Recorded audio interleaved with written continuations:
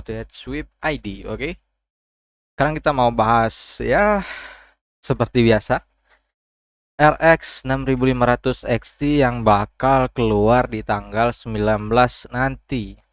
Tapi di sini beda bahasannya, topiknya dari yang kemarin. Jadi ini kita bakal pemanasan dulu ya dari overviewnya dari website AMD.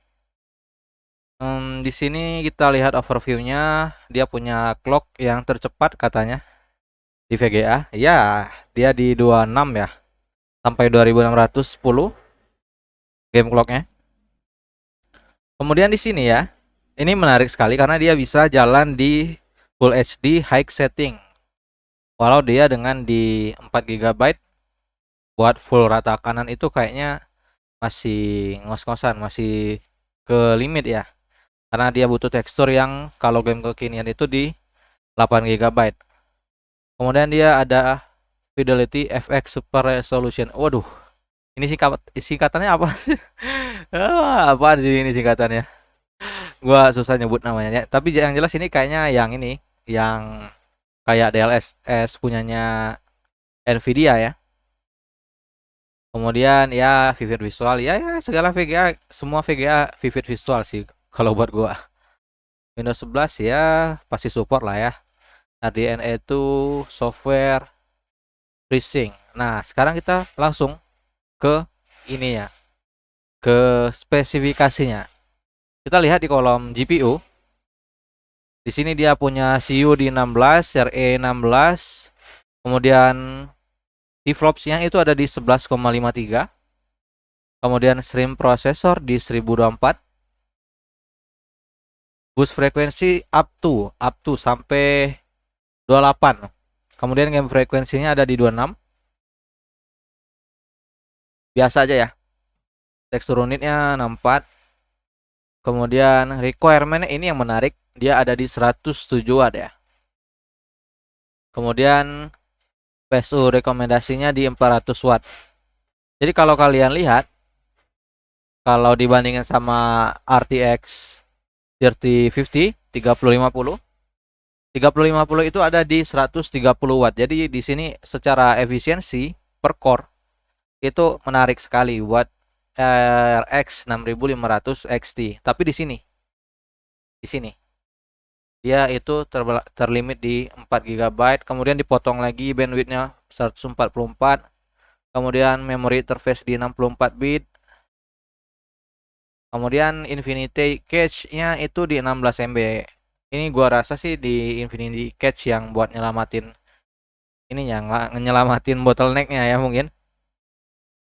Jadi seharusnya ini gak masalah buat jalan di Full HD karena di spek ketika dipresentasikan itu kan katanya bisa jalan di high setting ya untuk Full HD.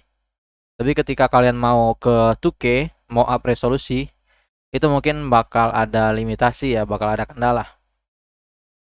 Nah, ini sebenarnya yang mau gue bahas ini di bagian ini, rendering format yang disupport sama RX 6500 XT.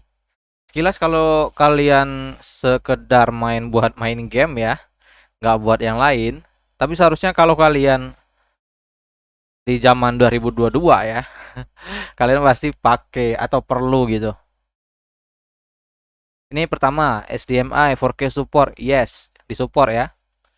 Kemudian SDH25 H265 HEVC decode, yes. Jadi di sini sederhananya buat nonton lah ya di Full HD. Kemudian 4K decode H264, yes. Oke. Gak masalah ya di sini.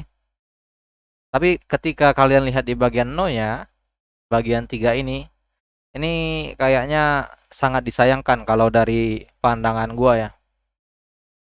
Dia gak ada buat encode H265, gak ada encode H264, kemudian gak ada decode EV1. Jadi di sini gue jelasin satu persatu.